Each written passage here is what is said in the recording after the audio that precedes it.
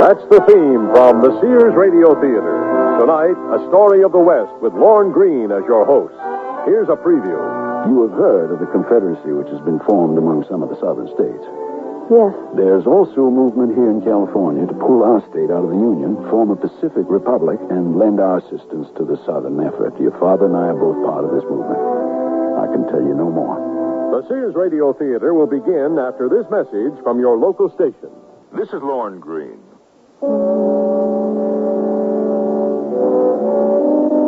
During the months preceding that fateful dawn of April 12, 1861, when the Southern guns opened fire on Fort Sumter, a little-known contest of loyalties was being waged in our westernmost state, California.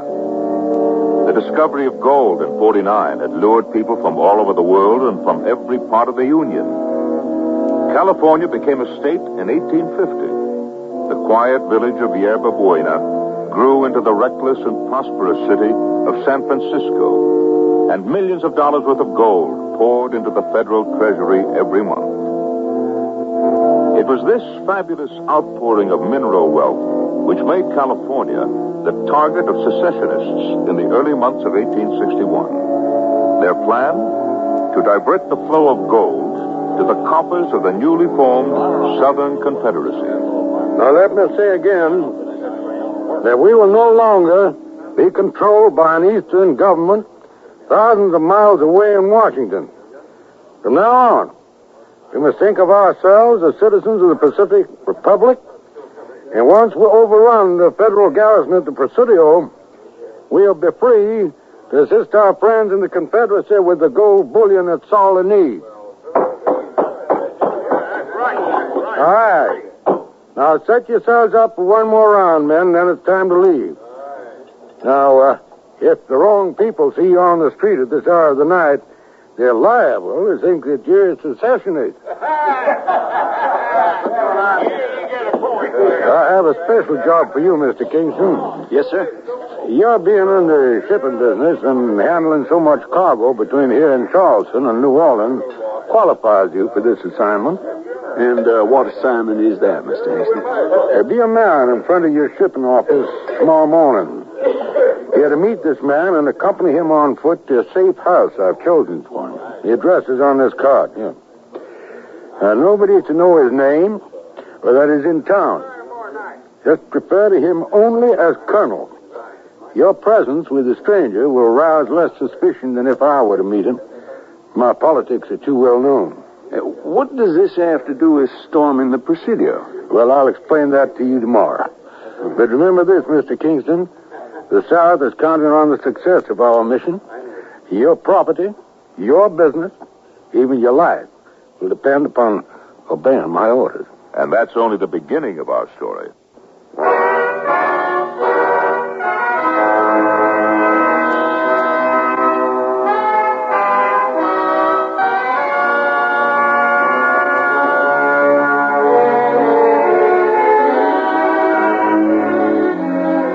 Radio Theater, a new adventure in radio listening.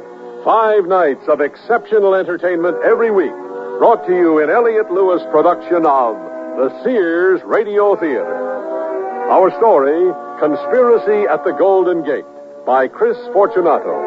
Our stars, Len Berman, Dawes Butler, and Ben Wright. The Sears Radio Theater is brought to you by Sears Roebuck and Company. Sears, where America shops for value.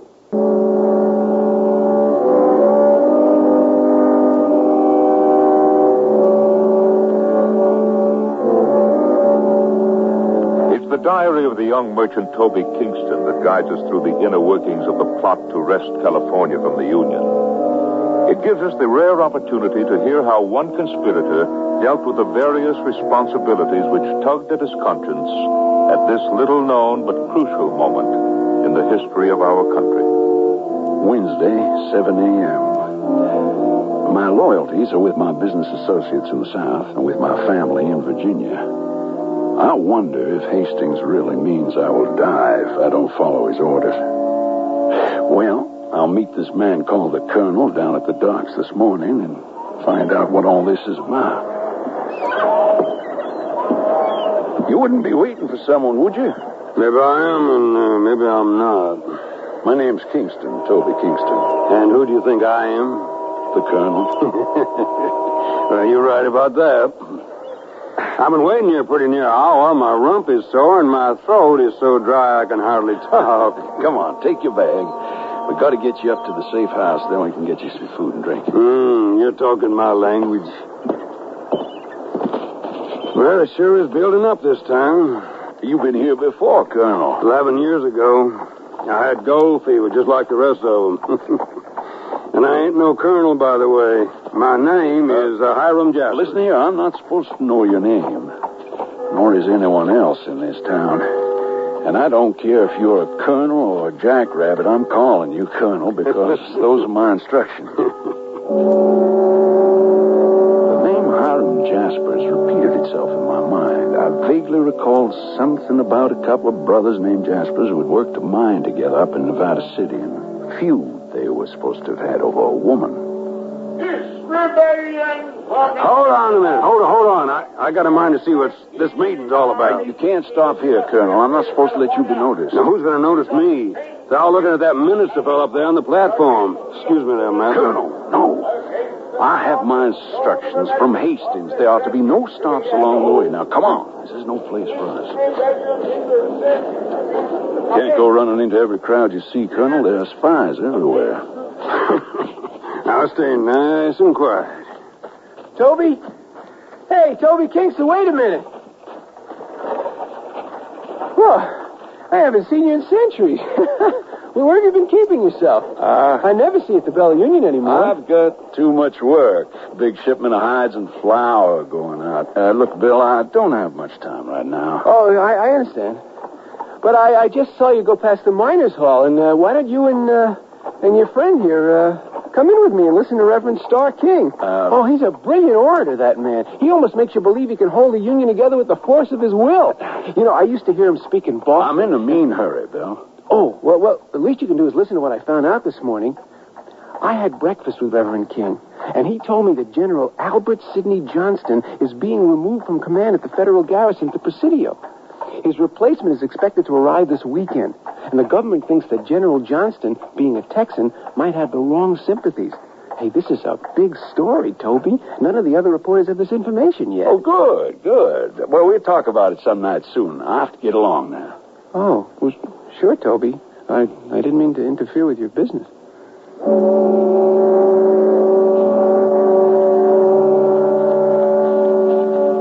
Friend of yours, huh? Yeah, he's a good friend, but I don't like the idea that he saw you.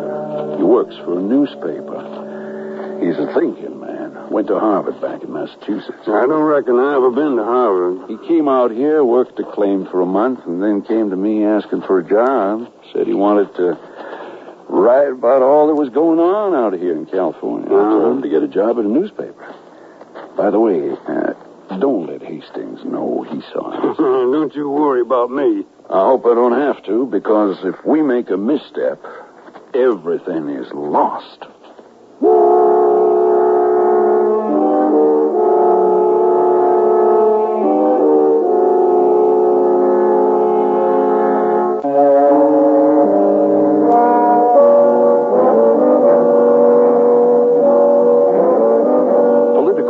Was in the air at every street corner, and as I guided the colonel to the safe house on a quiet back street out Portsmouth Square, I felt the tension of an impending explosion all around me. I trust you gentlemen had no trouble getting here from the wharves. None at all, Ned. You walked, of course. That's right. Good. People in this neighborhood are less likely to take notice if you're on foot. Well, sit down, gentlemen. Bourbon? All right. That's the nicest thing anybody said to me all day. Here you are, gentlemen. We don't drink out of the bottle in this town anymore, Colonel. Now, you don't have to do none of that colonel business in here, Ned. This fella knows my name now. He told you his name, Kingston? Yes.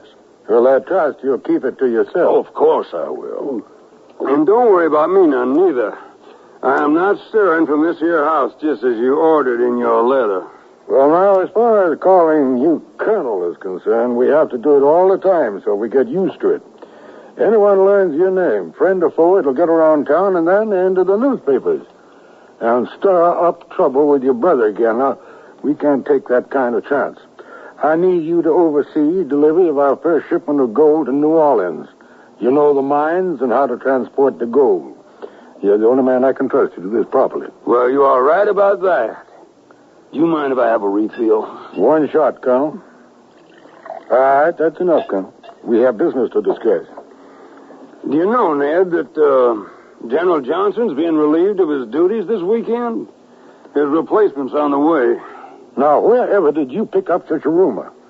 I thought you came straight to the house from the wall. We did, but we overheard some men talking on a street corner. Is that what happened, Colonel? Well, sure, yeah. 3 or 4 men were talking about the government replacing General Johnston this weekend because he's a Southerner. Isn't that right, Colonel? Uh-huh, sure. 3 or 4 of them. Did you recognize any of these men, Kingston? No, they were all strangers to me. Well, then this is a warning to us that we have to move quickly while the sympathizers are still in command.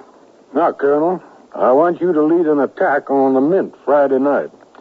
We'll take every ounce of gold from there and ship it to Jefferson Davis. In the meantime, Colonel, I don't want you to take one step outside of this house. Now, don't you worry about me. I'll just make myself comfortable. Kingston, you be at my place Thursday night at 10 for a meeting. Between now and then, you're to relay my instructions to the Colonel. And you make sure he stays put.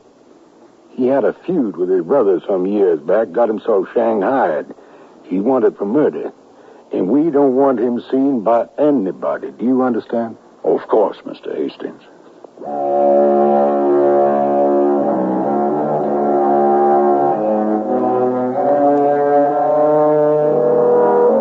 That same evening, I sat down to a solitary dinner at the International Hotel where I lived, but it was not long before my friend Sweeter joined me. You know, Toby, when I saw you this morning, you were trying to prevent me from meeting that man who was with you. It seemed to me you were hiding something. What are you getting at? You're mixed up in this secession movement, aren't you? You just better stop following me around. Toby, breaking California away from the Union is an idle dream. California is part of a whole, not an island out here in the Pacific Ocean. The lifeblood of our nation is flowing westward to California. Thousands of people every month. They're Americans. And they aren't coming out here to make this a foreign country. Sounds like one of those editorials your editor writes. I write them.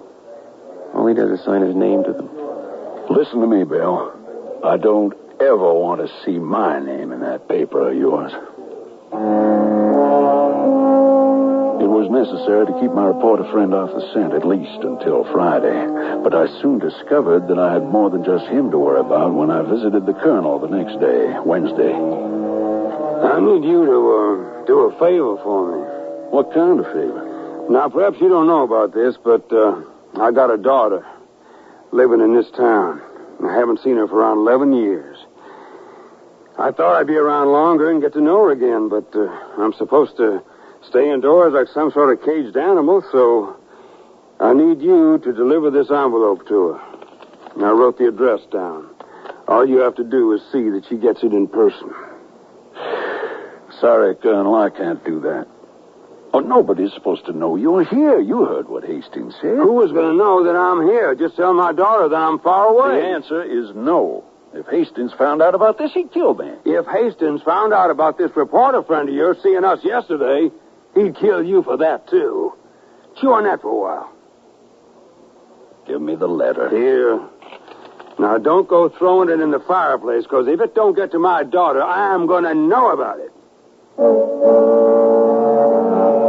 Emily Jaspers lived with her Uncle Wilfred in the vicinity of the old Mission Dolores. I delivered the envelope to her and retreated quickly. If I thought that was the only time I would see Miss Jaspers, I was to discover how mistaken I was that evening. She arrived at my hotel. I'm sorry to bother you, Mr. Kingston, coming up to your room like Now, this. how did you find me, and how do you know my name? I asked one of the coachmen who saw you. He said you lived here at the International.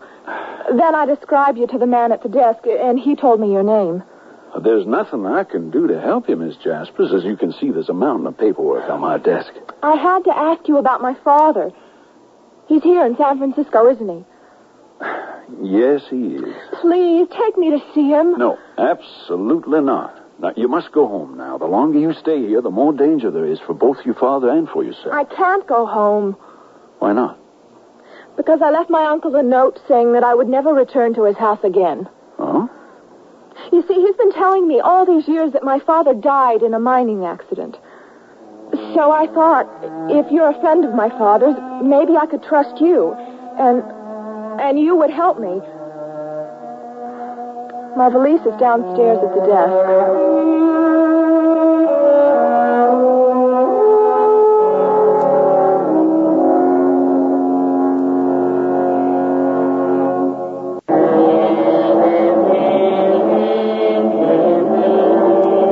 Passing hour, every passing minute, the conspiracy to wrest California from the Union was hurtling to its ultimate confrontation with the Union garrison.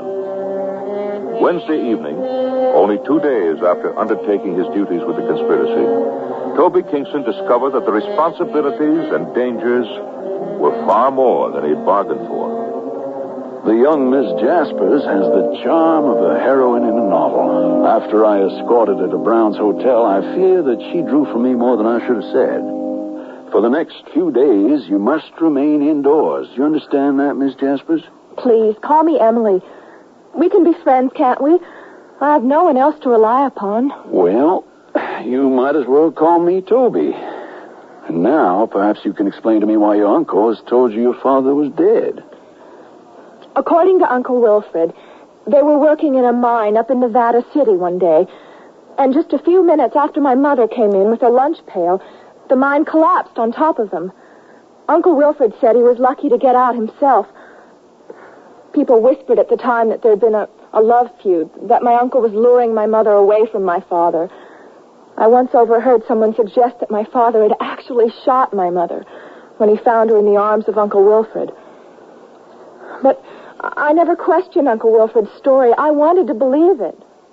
It made everything so uncomplicated and natural. And was there actually a cave-in? Oh, yes. The mine has been closed till this day. Your story helps explain why we can't let your father's presence in San Francisco be known. Can't you tell me what business you and my father are involved in? If I knew, it would help me be more patient. Please, Toby. If I tell you, you must promise that you won't breathe a word of it to anyone. For if you do, I hate to imagine what would happen to your father and me. I promise I wouldn't do anything to endanger you. You have heard of the Confederacy which has been formed among some of the southern states. Yes. There's also a movement here in California to pull our state out of the Union, form a Pacific Republic, and lend our assistance to the southern effort. Your father and I are both part of this movement. I can tell you no more. Thursday morning, I attended to a few things down at the shipping office, the most important of which was securing a dozen small boats for the following night. That done, I went to the safe house. Colonel, I brought you a newspaper. Thought you might be bored playing cards all day. I'm bored staying cooped up in this house. Did you see my daughter? I did. Good. Tell me something, Kingston. What'd my daughter look like? Prettier than you, Colonel. I should hope so. Oh, by the way, I received a message from Hastings at my office a short while ago. He wants you to be sober and ready for action tomorrow night. He'll be in to see you and make final plans tomorrow afternoon. In the meantime, I'll have to take away this bottle of bourbon. Yeah, you might as well. I don't have any other liberties to speak of. Hey, you didn't tell me nothing about my daughter running away. What are you talking about, Colonel? Look, right here on the paper. Young woman runs away, missing since yesterday afternoon. She was reward posted for a safe return for Emily Jasper. Her safe return, my foot, because that brother of mine had kidnapped her. He must have found out about that envelope. Nobody saw me hand over that envelope, Colonel, and besides, the newspaper doesn't say anything about your brother kidnapping her. It don't have to say. I know. Why would he kidnap her, then post reward for a return? The reward's just a bluff. He probably knows I'm back in town. He's using my daughter as a hostage, so I won't come after him. Maybe it's time you tell me why you and your brother don't get along, Colonel. We worked a mine together back in 50. And one day we got in a fight over my wife. There was 3 of us in the mine at the time. Wilfred fell back against one of the support beams, and part of the mine caved in. Well, it killed my wife, Mabel, and it broke both my legs. Wilfred dragged me out of there and shipped me off. Hastings told me that brother of mine got everybody thinking that I killed my wife. He wanted to make it hard for me to come back. But right now, I don't care who sees me. He is not going to kidnap my daughter. You can't go anywhere until Friday night, Colonel. Hastings is counting on you to transport that gold. You can't get wrapped up in something else. Get out of my way, Kingston.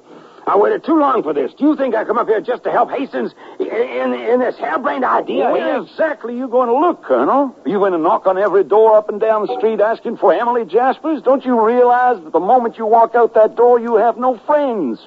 The newspapers will be on to you in an hour, digging into your past. And if your brother doesn't get a hold of you and give you a one-way ticket to the bottom of the Pacific, Hastings will. And I won't be there to shed any tears for you, Colonel, because Hastings will be coming after me when he finishes with you. It's times like this that I wished I had a fortune teller advise me what to do. There was a woman up in Nevada City some of the men used to talk about. They say that she could read the thoughts right out of your head, aim you just the right and proper way. They called her Madame Selinsky. Madame Selinsky? Why, I know her. Oh, she's pretty much retired now, though. Retired or not, we're going to see her. The only way I'm taking that gold to New Orleans is if I take my daughter, too. Ned Hastings doesn't have to know. Now, come on, you show me the way. Now, hold on there, Colonel. I can't have you taking any unnecessary trips outdoors. First, let me go see if Madame Selinsky will give you a reading. We can't go barging into her home uninvited. All right, Kingston. But you be quick about it, or I ain't staying here much longer.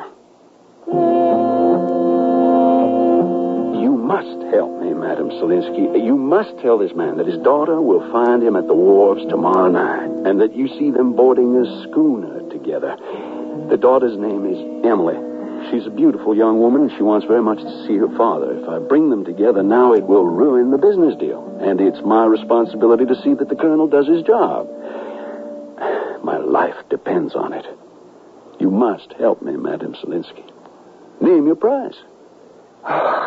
This is a most unusual thing you ask me to do, Mr. Kingston. I will accept no less than $500. It's a deal. You won't regret this, Madame Selinsky. I hope that you won't regret it either. When that was done, I raced back to the safe house to fetch the colonel. Less than a half hour later, we were seated in Madame Selinsky's parlor. As I look into my crystal ball, I see a young lady in a room. It's a nice room, perhaps in a house or a hotel. She has blonde hair, very sensitive features. Her name is Emily. Is it not? Yeah, that's her. Hey, let me have a look in that thing. Oh, Colonel, sit down. There is more. Your daughter is looking for you, and... Wait. I see her finding you. Yes, she will find you, and you will be together with her once again, Colonel. Well, she don't have long to find me. I'm shipping out of here tomorrow night. Have faith in the inevitable. You must have faith, because what I see is the inevitable. Wait, a moment. What do I see here? That was a good reading, Madame Selinsky. I think the colonel was satisfied. It's time for us to be getting back. All right. Some bird you got there, Madame Selinsky. Listen to what I have to say. I see gold here. Gold? And yet I see it as the bane of your existence. Gold is the bane of your existence. You must remember that, Colonel.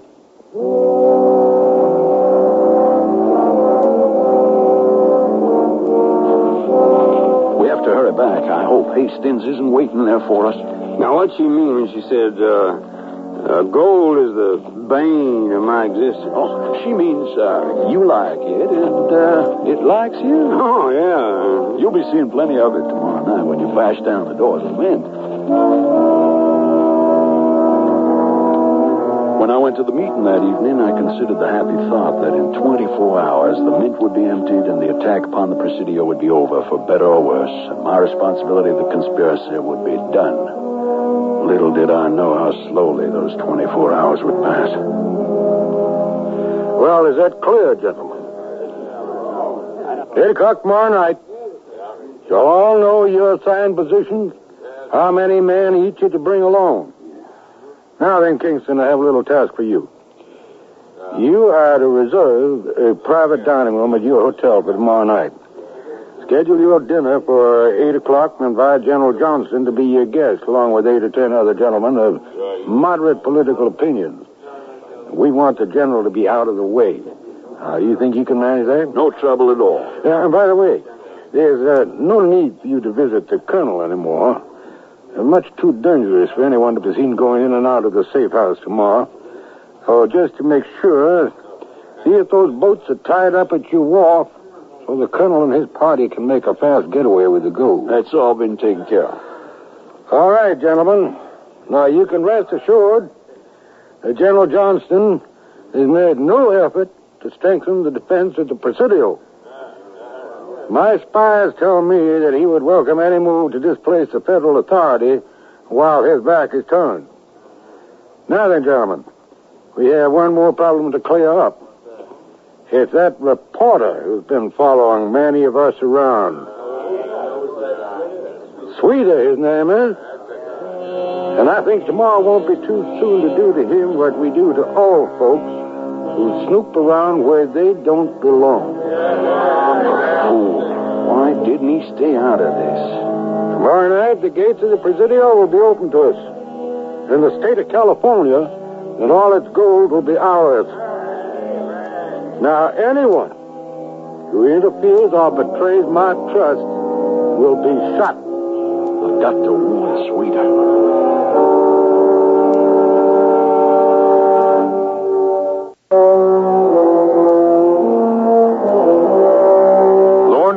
With the concluding act of conspiracy at the Golden Gate. All that night, I worried about the threat Hastings had made on Sweeter's life. I knew I had to warn my friend, for his life was certainly worth more than a shipment of gold to Jefferson Davis. Early Friday morning, I went to visit Sweeter at his boarding house below Rincon Hill. Come in. Ah, it's you, Toby. It's a good thing I found you. Well, what's the matter? Listen to me, Bill. Your life is in danger. Ned Hastings is out to kill you. You've got to stay out of the way. He means business. So you're admitting that you were mixed up in the secession business? Of course I'm admitting it. You must know everything already, otherwise Hastings wouldn't be out to get you. It's good of you to let me know, Toby. How deeply are you involved with him? I'm supposed to host a dinner for General Johnston tonight while Hastings attacks the Presidio. Oh, wow. I've also been hiding Emily's father, the colonel. He'll be storming the mint at the same time Hastings attacks the Presidio. And Emily Jaspers? What are you going to do about her? You've seen her. I followed both of you to Brown's Hotel Wednesday evening. I'm going to see that she and her father are united tonight. Toby, don't you realize what you've done? By trying to save my life and aid Emily Jaspers, you're betraying the secessionists. And if Hastings ever finds out, he'll go after you as well as me. Transporting that gold means everything to him. The South can't support its Confederacy without that gold. I don't care about the gold. Oh, at first I felt obligated to help Hastings. After all, most of the secessionists are business associates, and most of my shipping is to southern ports. But I didn't expect the price to be this high. What good is it to me to transport gold to Jefferson Davis if you're dead? Or if Emily Jaspers has to go another 11 years or perhaps the rest of her life without seeing her father? Yeah, but you must have that dinner tonight, Toby. As long as you play your part, Hastings will show his cards, and we can have done with the secession movement once and for all. In the meantime, I've got to warn the colonel.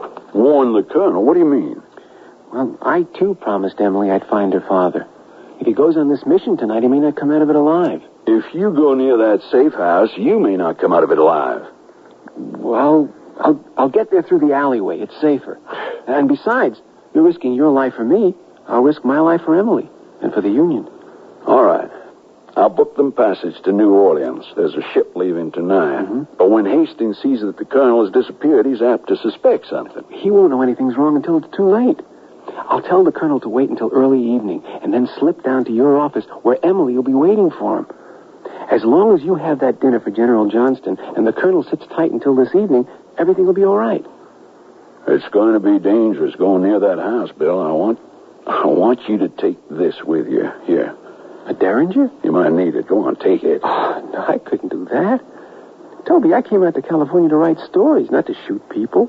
And if I did find that Derringer, I'd probably kill the wrong person. Be careful, friend. If Hastings sees you, you're finished. Friday afternoon, my friend Bill Sweeter went to visit the colonel. I didn't know until later what difficulties he encountered. Colonel! Who's there?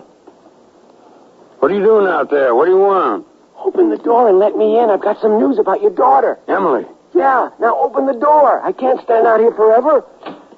Come on in. Oh, thank you. Well, what do you know about Emily? Well, she'll be down at Kingston's Wharf tonight at 8. If you meet her there, you can sail to New Orleans tonight. Kingston will book your passage. Now, wait a minute. If you know where Emily is, take me to her. No, I can't do that. If you want to see Emily, you'll wait here until 7:30. But you can't go on that raid tonight. The federal troops are at the Mint and are armed to the teeth. You'll never get out alive. If you leave here now, Hastings will find out and come after you. But if you wait until 7:30, it'll be too late for him to do anything. I'm not waiting any longer. I'm tired of being cooped up in here with everybody telling me what to do. They even took away my bourbon. Oh, Colonel, you've got to stay here until 7:30. We can't let Hastings find out about this. I smell a trap, mister, and I don't like it. What? You're trying to get me locked up because I'm mixed up with those Rebs. Yeah.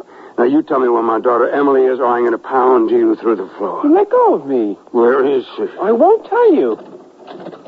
Somebody's at the front door. It's probably Hastings. I'm getting out the back way. Hey, Colonel? it is Hastings. Colonel, is that you? I'd better get out of here, too. Colonel, where are you?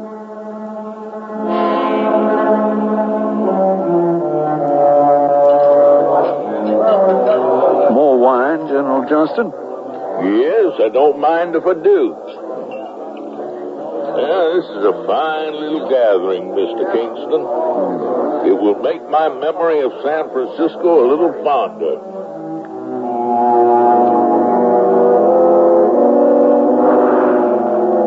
When I heard the gunfire, I knew the attack on the Presidio had begun. A few minutes later, a note was brought in to General Johnston by the head waiter. I held my breath while he read it.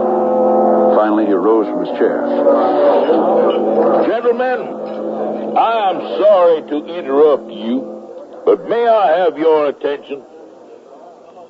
I have just received a message informing me that a small band of men has attacked the Presidio. Now, there is no cause for alarm. They were repulsed quite easily, and my soldiers are in pursuit. Many people during the past few weeks have questioned my loyalty to the Union. Let me state now that as long as I wear the uniform of a United States general, I will be loyal to that uniform. You must all excuse me. It has been a very pleasant dinner. Mr. Kingston, would you care to step outside with me? I'd be happy to, General. I am indebted to you and your friend, Mr. Sweeter. If he hadn't told me about this attack, I might not have been as well prepared as I was. I wasn't expecting Hastings to make trouble for another week or two. Hastings wanted to attack before you were to leave because he thought you were sympathetic to the Southern cause. Many people believe that. But there are loyalties, Mr. Kingston, that go beyond all politics. My loyalty is to my uniform and what it represents. Good night to you. I must go now. Good luck to you, General. I was not sorry to see my dinner party disperse soon after the departure of General Johnston, for my thoughts were with my friend Bill Sweeter and with Emily Jaspers, who was dependent on us. I hope they were safe. This is Toby's office. Come on inside. Where do you think my father is? Oh, he knows you'll be here, so I'll count on him showing up sooner or later.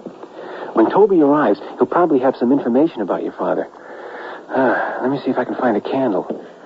There's one on that table by the window. Oh, good. I'll close the shutters first, then we can light it.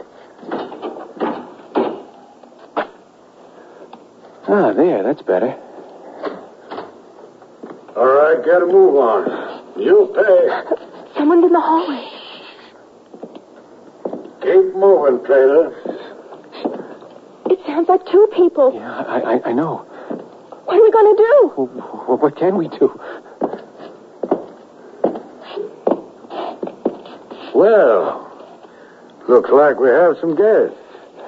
Step into the room, Colonel. Come on. What's your business here, Hastings? Well, now, why don't you light a few more candles, Mr. Sweeter, and everything will be explained. Emily? Father. Is it you? Oh, Emily. We're going to be together now, Emily. Father, why is this man pointing a pistol at you? I'll answer that, miss. I'm pointing a pistol at your father because he betrayed the Confederacy.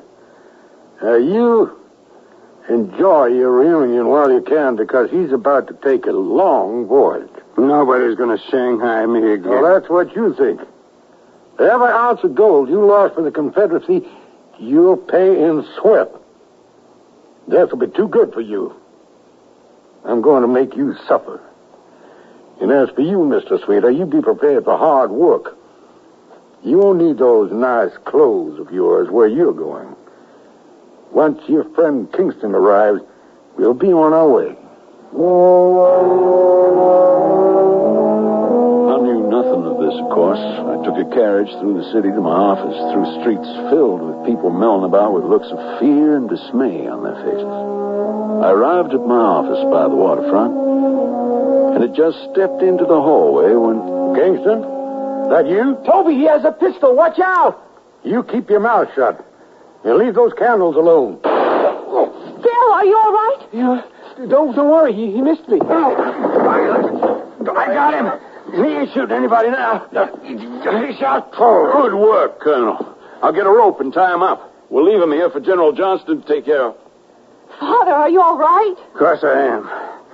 Let's have some light in here so we can see what we're doing. I'll light the candles. Colonel, we have to hurry. I've booked passage for you and Emily on the Manhasset Star. She's sailing tonight for New Orleans. She's anchored out in the bay. You can row out to her in one of my boats. I'm much obliged to you. And you too, Mr. Sweeter. I guess I should have stayed in that safe house this afternoon. You've risked so much to help us. I'll always be grateful to both of you gentlemen for helping me find my father. You hear that, Toby? You weren't a secessionist.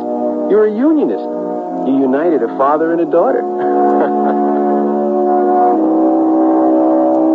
Sweeter and I stood on the shore and watched the Colonel and his daughter Emily row away into the darkness. As their silhouette faded from sight, I thought of the pain of their separation and the joy of their reunion. It made me realize how painful it would have been for California to be torn away from the Union, and how just it is that she remains our westernmost state.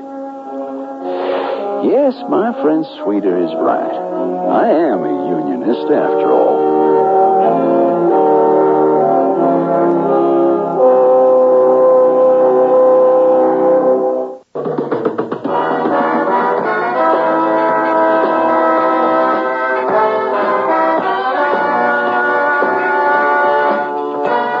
The Sears Radio Theater has been brought to you by Sears Roebuck and Company, where our policy is satisfaction guaranteed or your money back.